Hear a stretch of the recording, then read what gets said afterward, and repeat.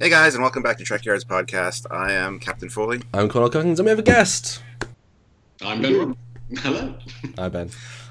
Ben Robinson from Eaglemoss is joining us today, and we're going to talk to him about what it takes to bring a ship from the screen to your hot little hand that you can fly in front of the camera and do episodes of Trekyards with. Wait, ready? Like that. Because we know he does that every time. So welcome back, Ben. It's nice to have you back. Oh, it's nice to be here. And we talked about your long history in Star Trek, but I think you're most well known for Eaglemoss and the amount of work you put in. I mean, people don't...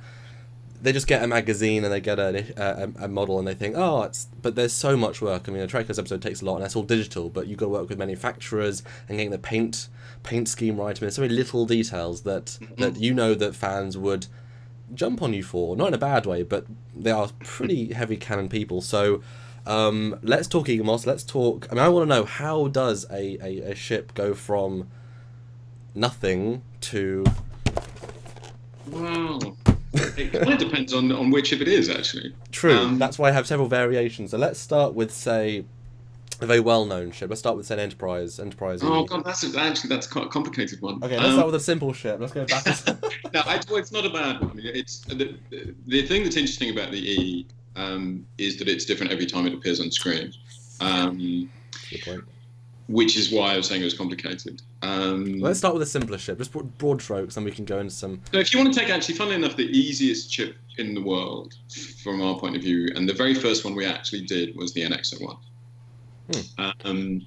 So in that case, the NX-01 was built as a CG model, only ever built as a CG model. It was upgraded a bit during the lifetime of Enterprise, but there's one mesh. And for long, complicated reasons, I'm very good friends with all the guys who worked on the show on the VFX side, and I knew that I could ask them for the CG model. So I got the CG model from them. We then had to convert it into a particular format to send it to our factory, and I'm not quite sure whether they convert it or copy it, but they then produce a different kind of 3D model of it, which they send to me, which I then compare against renders of the ship. And on the CG model, that is sometimes that stage is very easy, and sometimes it's very difficult because it depends on how the model's constructed. So if all of the detail has actually been put into the geometry on the model, and the factory will have picked it all up, but if some of it's done with bump maps or texture maps, then that's obviously not part of the geometry that they've converted, so all of that stuff will be missing. So, I go over the model that the factory sends me back, which is a 3D model. I think I've posted a few of these on my Twitter or possibly on the Facebook, and compare that to the renders. And, at that point, it's just a question of how annoying I'm prepared to be, really, as to how good it gets. There are physical constraints on what we can achieve at the price point and the manufacturing methods that we use, and the size as well. So I've learned over the last 5 years or whatever it is that, that there are a certain size of hatch that is just not going to appear on a 4.5 inch model. So I go over all of that very, just the way I do it, I guess. I do have a certain level of OCD. And then they produce a little grey dummy for me to show me that it's the correct size. So it's an interesting thing. Sometimes you can get caught out on the size. Most of the ships operate in the kind of similar kind of family, but sometimes you get something going, that's just too small, or that's just too big. So that happens, and then I prepare a paint guide, and there's a lot to talk about on how starships are painted. There's a lot of things that one finds out that explains why they don't look the way you might think they would. And then they'll send in a painted one, and depending on how far we are in the run and how complicated it is and how well I've briefed them on what it is, there'll be 2 or 3 stages of revisions while we try to get that right. And then they send a final physical sample, which I talked to John at CBS about, and we agree that that's right, and then that's signed off. And then they make lots of them and put them on a boat from China. And that process basically takes about 9 months. So if that's on a CG one, which is about as simple as straightforward as it can get. Where it gets interesting is when it was a practical model originally. So in that case, you have to track down reference of the practical model. And fortunately, having worked on all the different things I've worked on, I have got quite a lot of comprehensive, not comprehensive, but I've got a lot more reference than I think anybody else I've ever met. And that includes CBS and Mike and Doug and even Greg. It does help running an entire fact file for half a decade. It does. It also helps just kind of being a bit obsessive and really loving all this stuff.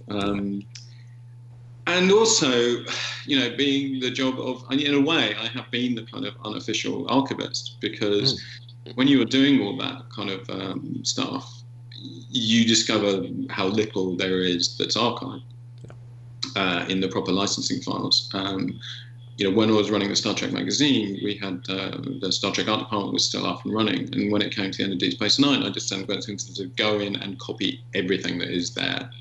So, I had everything that was in the office on the day that it was shut. There wasn't everything. I mean, John and Jim Martin and Ricardo Delgado still have some things that weren't there, but at least I know where they are and can ask them.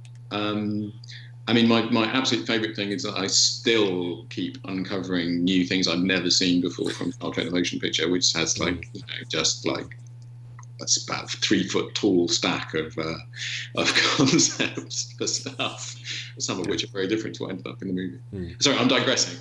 No bet. So, you had to track down good enough reference for the physical model. And then, because of the way the factory worked, because they're used to working with the CG model, I then briefed that out to some of the CG modelers that we use here. So I have a couple of fan modelers who Mojo found for me, who are extremely good. Ed Giddings, who did the Klingon Bird of Prey book with me, he did all the modelling for that. And a guy called Fabio Passaro, who's been doing a lot of our builds, who again Mojo introduced me to. Fabio at the moment is rebuilding all of the ships that turned up in the Battle of Wolf 359, which, as you know, are not exactly visible on screen. If you were trying to reconstruct those from screen caps, as they've had to do over at EAS, you'd be struggling. But fortunately, Rick turned up a load of photographs he took of them before they took a Dremel to them.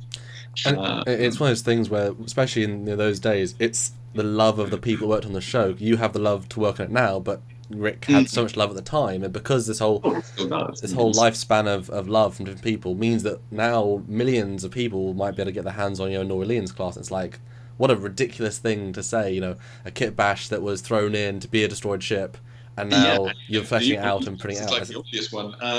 When you get down to the Freedom class or the the Challenger. I'm really pleased that we've got to that point of being that comprehensive with Federation ships. And I saw your teaser image of the New Orleans, and it looks spectacular. I mean, honestly, it's bringing it. That era of Star Trek has these 4 or 5 ships that are the TNG aesthetic, but we never really got to see them. But there is that fleet that it's an era that's missing a fleet, and once you get these out and show them off, I think people will start registering that, and it's such an important part of the TNG aesthetic, I think. If they are kit back. If you talk to the guys, there was a real issue in the early days of TNG, which was like a massive leap forward for visual effects. I mean, this is all stuff that I'm fascinated by, but the fact that they were able to do video compositing using film techniques, but doing it on video, which made it affordable, meant that they were doing many more effects than they ever envisaged. I mean, Bob Justman originally thought, and he went and told them, that they were going to do, a dozen stock shots like the original series, and then that would be it. And then Gary Hutzel, which we will miss Gary, said he gets the script for The Naked Now, and it's like, there's a ship in it. And he's like, well, hang on, we don't have a budget for this. Where's the ship come from? What are we supposed to do? So they were constantly, borrowing stuff. They got a hold of all the ILM models that there were. But at that point, there's a reason why you constantly see Oberth class ships in the early seasons of TNG. So there was a real desire for them to get more stuff. But to get them built to the kind of standard that the D was, or the Excelsior or something like that was almost impossible. So yeah, they're there, and then sorry, I'm going on now. The Nebula Plus then becomes a proper model, but it's really interesting stuff. Well, I have a quick question. When when this whole idea first started, how many ships did you initially have lined up for the first run? Well, the way partworks work is that you need it's the total volume of sales rather than just how many you sell of each one. So what you rely on is people buying every issue. So you don't necessarily get the vast number of people who are buying your first issue with a Star Trek thing, but you get a lot of people who are very keen to have a lot. Yeah. So our business model kind of works off the fact that there are going to be 60. So we do a test run of like somewhere between 5 and 10 to which we put out in the market and see if things are viable. And then if that works, we're then pretty much committed to 50 or 60 as a minimum. These days it tends to be more like 70 or 80. But after that, as I said, that depends on the enthusiasm of your buyers and their loyalty as to whether you're able to continue beyond that. So the original expectation was, I think, 60. And obviously when I saw this collection on TV, it was a UK advert. It was the very first collection I've actually subscribed to, so congrats for finally pulling me down that rabbit hole. And it was a thrill to get everything, and then you start, even Stuart has all the famous ones. He even built a lot of famous ones, but it wasn't those that really appealed to me. It was the the never before seen, especially for then we did this show, which was quite a while after, finding facts and figures on the unknown ships. But now we have 3 assets from the show, we can show off the never before shown and sort of do the thing we tried to do at the start. But it's to get a physical version of these things is pretty incredible, and you really appreciate us. I mean, the jellyfish, which I want to talk about a little bit later, I appreciate it so much more because of your model.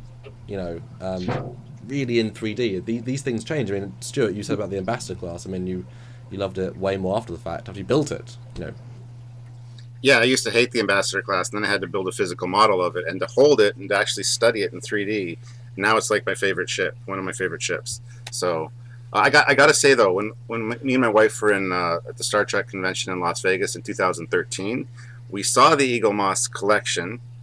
I think right before it came out, and I wanted to sign up for it, but because I was in Canada, I couldn't. So I would have been on board since day one with every one of them, like Samuel.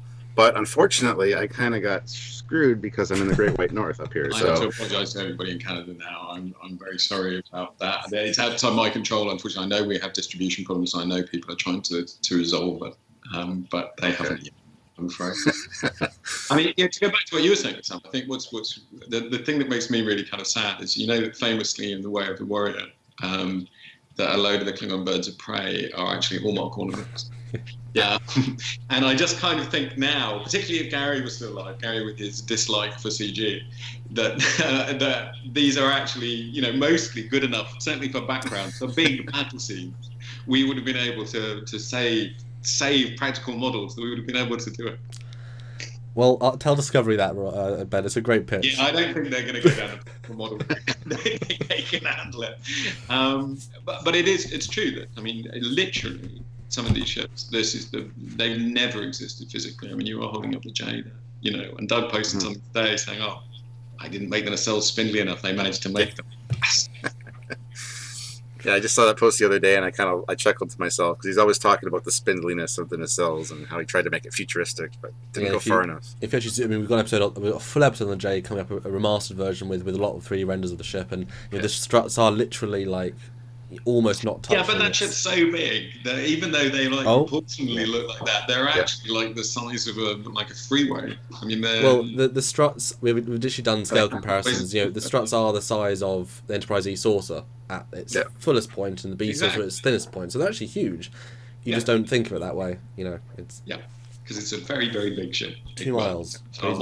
But we talked about physical model. Obviously, we get a magazine with each one, and talk us through the obviously some are more difficult than others, but talk us through the construction of what do you think of needs to be in the model in the magazines? Who does the renders? How do you decide how you do them? Where do the facts come from? I mean, all of that ties up with the painting as well. Actually, it all starts from the point of view that as we have a CG model of the ship, that enables us to create stuff that hasn't been seen before, I guess.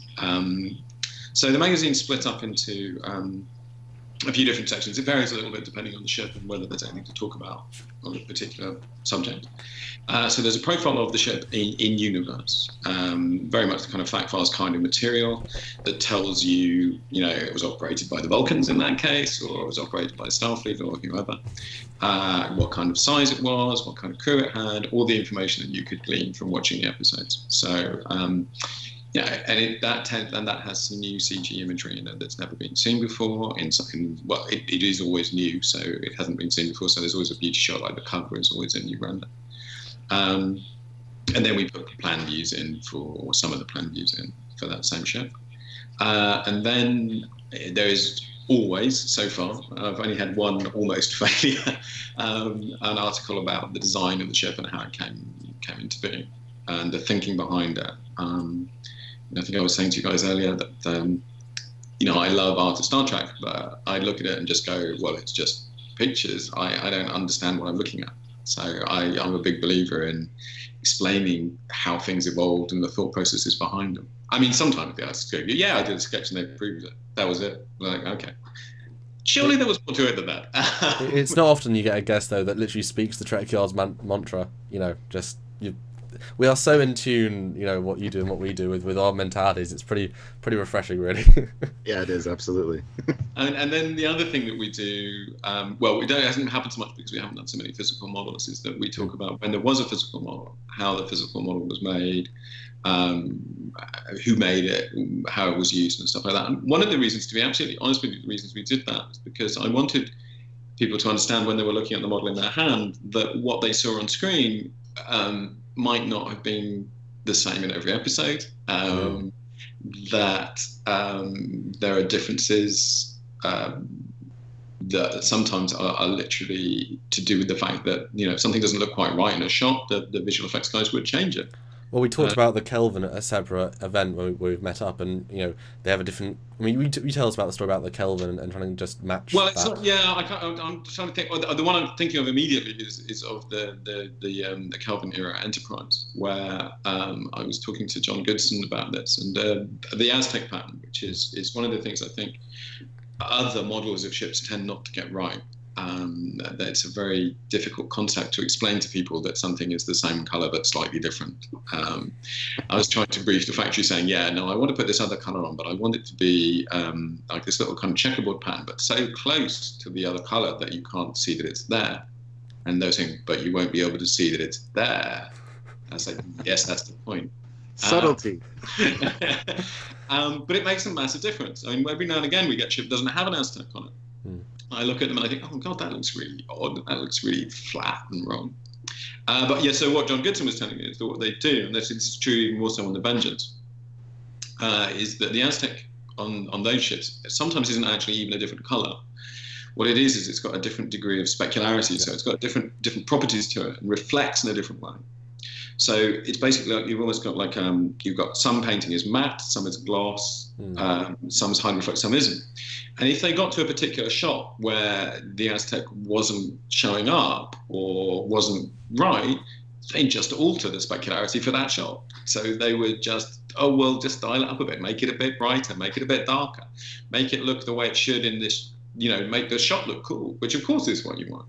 And then, of course, there's the issue of, where does all that light come from in space? There's an awful lot of light in Star Trek.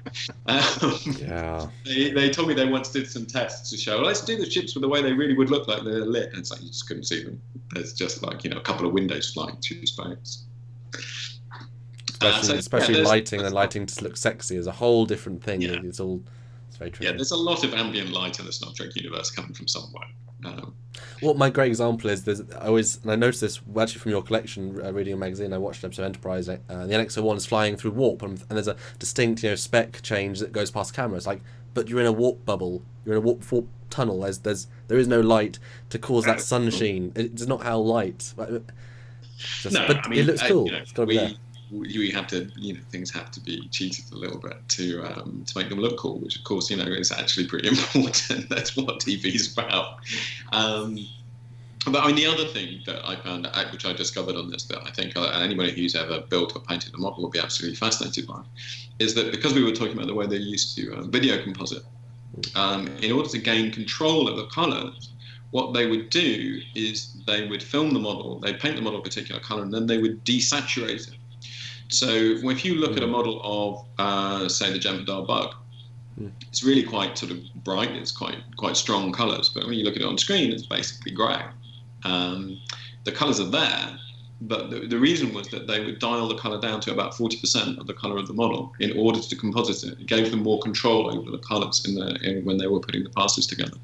So that explains why quite often when you look at a model, it's not the same color as it is in the show. And then, of course, because you're adjusting it to look good in that particular shot, they might adjust it one way for one shot and adjust it another way for a different shot. So, you know, as fans, we all like the idea that it's all like it is this way, and that's just not the truth. You know, similar issues with scale, where, you know, Ron B. Moore, you know, had a list of how big they used to make the ships, but if it didn't look right in an episode, then they just changed it. Well, how do you then decide on the final iteration on the definitive one for the magazine and then for the physical model and colour? You just have to take an approximation of what you think is right. I know that's one of the reasons why I've always been very reluctant to hand this over to anybody else, because in my head, I know what something looks like. You know, 700 and whatever it is hours of Star Trek that I have seen repeatedly.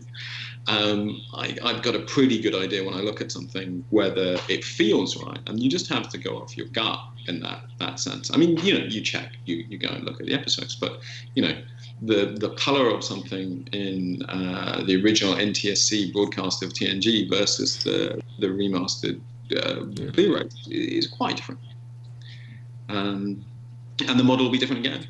So you know, you do have to just kind of trust your gut and do what you think is right and hope that other people agree with you. Well, one interesting example is that a very distinct one is that the Enterprise D, and that was the first one you guys did.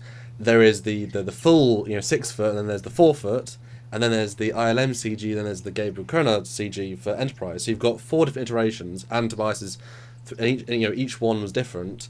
So are you making the Andrew Probert original? Are you making the compressed version? The detailing is different. I mean, yeah. That's a big differentiation one. But how do you pick which one to do? Especially since you have the 3D models available, you're going to recreate the original. I mean, how did you pick, say, that one? It was the first one, obviously, you had. I think that what you do with that, or what I've done with that, is that there is not meant to be a refit between those versions of the ship. No. So, you know, if you look at some other ships, you can say, okay, well, actually, it came back into space dock and they changed things.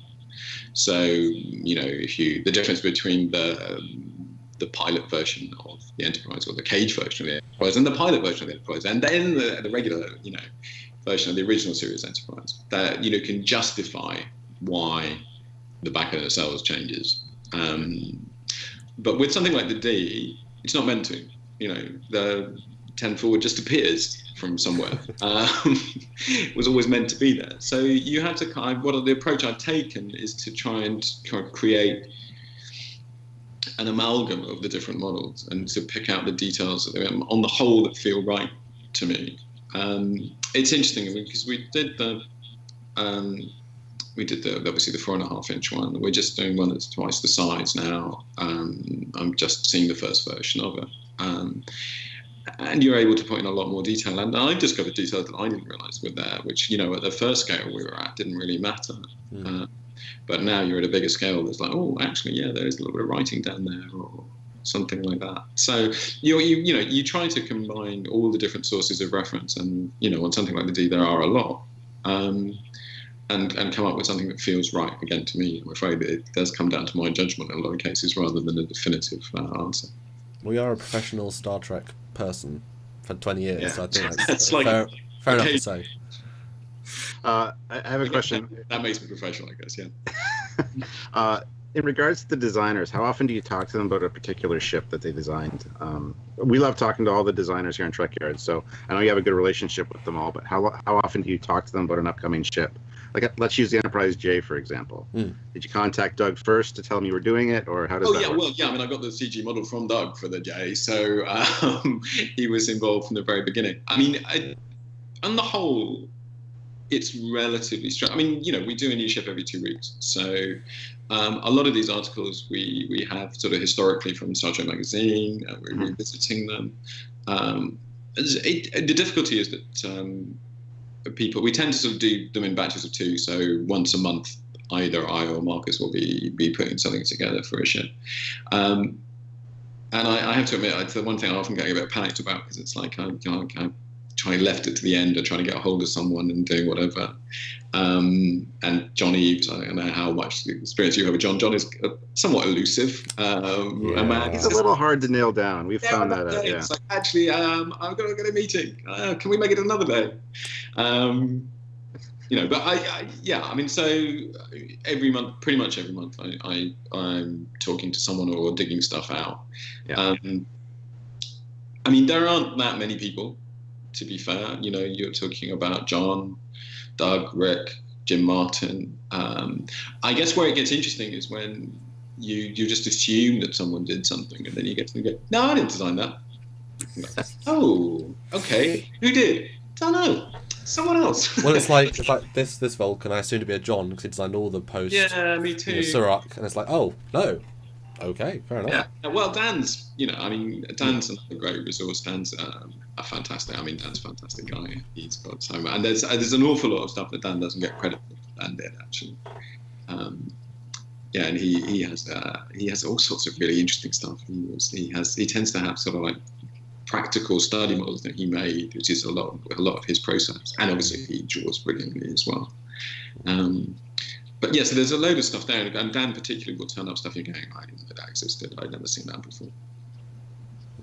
Well, one fun example, I think, before we sort of start to close out, is that I have obviously in Star Trek you have, as you said, model inconsistencies, but also iterations. You have the more obvious, like the Excelsior and the Enterprise B, distinct physical changes. You have Miranda from the Reliant, and then you have the DS9 with just glowing nacelles. But you have the more subtle version, which you've obviously done 2 of, is the D7 and the Katanga. Now, they're pretty much identical, and I would like you to give a shout out to... Sorry. Well, we've actually done an episode that's coming out on this, but I wanted to give a shout out for Rob as well, who helped you on the D7 stuff. But how do you start the process of saying, right, well, how do you make the D7, say, and what Rob did, and then just the differences, and just what's your take on that sort of thing? Well, the original series models are interesting. I mean, they're particularly challenging. Yeah. I mean, obviously, the 1701, there are a lot of very good models. Again, I used Rob's model of that. And I have to give a big shout out to Gary Kerr. I mean, that man knows everything there is to know about the original Enterprise and then some. But when you're doing something, I mean, I was very wary of doing the original series model at the beginning, particularly the D7, because it's very, very plain. It's a very, very simple model. It's and what we know is that when people it's all it's feeling like an animated episode now. And I would know that what makes people want to buy models is the level of detail. So you're just going to go, look, I'm really proud of the D7. I think it's a really nice model. It's pretty true to the way it appeared in the show. But it doesn't have a lot of those details that make people go, oh, wow, on it. It doesn't have kind of little bird wing patterns on it like the Katanga. I mean, the Katanga was a really interesting one because actually there are about 5 or 6 different iterations of the Katanga. I mean, it just got repainted time and time again. Do you remember which one this is? This looks to me like the DS9-ish one, but slightly more detailed. It's a bit motion picture-ish. It started off as a motion picture one. We did have a DS9 painted. At one point, that ship was a DS9 painted one, and it's the same physical model in that case, where there are only very minor changes to it, but the paint changes radically. They kept repainting it. And I guess going back to the D7 as well, you have the thing of like when they went back to do Trials and Tribulations, and Greg built a new model of it. There's a lot more detail on it. So you get into should I do Greg's version Well, should we go back and do the original series version? And I'm an original series guy. So can we expect a Katanga pack from Eaglemoss, like all 6 of the Katangas, all the different variations? Well, we've tried to do a few of these things. We've done them as bonus ships, as these kind of bonus issues, because I didn't want to put anything that was just a straightforward repaint in the main version, because I kind of think, I tried. Oh, look, now it's damaged. It's like, yeah. It's not really damaged. You just put a brown smudge on it. Which, to be fair, is sometimes what they did in the original series as well. Yeah. What I am doing, actually, is I've just briefed out the other version of the bird of prey. Well, there obviously are three wing positions for the bird of prey, and we did it in flight mode, which I did because everybody always does it in attack mode, and I thought, let's do something different. I prefer the flight mode. So that's good. Well, the attack mode's coming now. I don't think I've told anyone that before. That's in the future. But I'm wondering about landing, and we might do landing as a cool. We just did a dissection of the Klingon fleet, and obviously there's the Cavort variant, which is the flight mode, and then the Burrell. And obviously they just clone the 3D model and just change the wing position. It's a different ship. No, they all do all 3 things. My favourite story about that's the joke, though, is that when they got the model, out from I-11 for TNG, it was broken. So it's just in attack mode forever. Yeah. No, it's in flight mode forever. It's in flight mode forever until Deep Space Nine, because the wings were just stuck and they couldn't move them. But then I was when we started talking to Rob Wonshun, who tried to mention who did the D7. He spent a long time developing this in the CG terms. So talk about how do you go from obviously you don't want to render just this. No offense, but just this on the front cover, So what was the process of working with him to make it more detailed, but sort of the iteration? It's what I do is I try to, when we're creating a new CG model, and Rob has built a few, but Rob, I hope you'll forgive me for saying he's not the fastest person. He still owes me a Vulcan walk sled, which he's promised me for the end of the month. Rob. But anybody, what we'll do is we'll gather all the reference that we have. I mean, Rob particularly has a lot of reference of his own, and he's obviously a massive fan and knows his way around stuff. But we'll do, particularly now with where there are remastered episodes where we can go by and do as many frame grabs as we possibly can. We'll track down as much photography as there is of the models that's out there, either in the CBS archives, my archives, or online. And then you send those to whoever is doing the 3D model, and they produce, they get it to a certain stage, and then you start discussing things. And sometimes, I'll pick up on something and say, you missed this or you missed that. Sometimes there's room for a bit of discussion about something. Particularly, you'll see things on a photograph of a studio model that doesn't appear to be there on screen. It's not Star Trek, but we actually were looking at the Nostromo yesterday, and there's like a whole load of like antennae coming off the bottom. We're like, really? Are they there? And we might go through the film like, oh no, oh yeah, actually yeah, they are there. So then again, so judgment comes into it as to wanting it to look the way it did on screen, and getting the color right and all that. So we keep sending renders back and forth. And commenting on it, and then I'll get the guys to do, whoever's done the model, a series of orthographic renders, and then a series of alternative possible positions for the cover, and then some possible shots for the interior as well. And there are only so many ways you can angle the ship to make it look cool on a portrait cover or on a landscape interior. So we pretty much know what the options are on those, much the way they did on the show, actually. I guess I had this thing of, again, that intuitive thing of when you look at something going, well, that's the way it looked on screen. That was the angle they used. That was the way they shoot it. We tried to match that as much as we can. Though there's a whole conversation to be had about the glass tabletop and all of that. Again, this goes back to Bob Justman's idea that they would reuse stock shots, so everything would be shot from the same angle. Yeah. Which is why ships are always like that. If you think about the D in the frame order. Yeah, and I've learned also over the years, I guess, the ones that people have been disappointed in are the ones that I was told were used on the show were made by people who worked on the show because they didn't have the same pressures on them to make it 100% accurate. They just had to make it, it's like, oh, we're just going to do a shot that shows this ship in one episode, and you go, oh yeah, there's a CG for it was done for the show, and then you get it. That's the trickiness of having the studio assets. It's like, well, we go closer than you really are meant to, but they're still canon. But is canon really canon? It is canon, but is it really canon? What's reality? Yes, that's problems in real life, let alone on TV. So Ben, just as the last question, are there any favorite ships or favorite moments you have from working on the Eagle Moss collection? Oh, well, yeah, it changes every month. I think there are some things that just turn out really, really well, and you don't know why. So I just, the Reliant was the first model that I got in my hand, and I just thought, oh God, that is really good. I mean, it wasn't that the others weren't really good beforehand, but it was the first one where I think, I just thought, yeah, actually, I'm just so pleased with that as well. And the original series Enterprise. I mean, Gary Kerr's paint swatches and everything, you get it and you look at it. God, I feel like coral. I have a tiny Enterprise.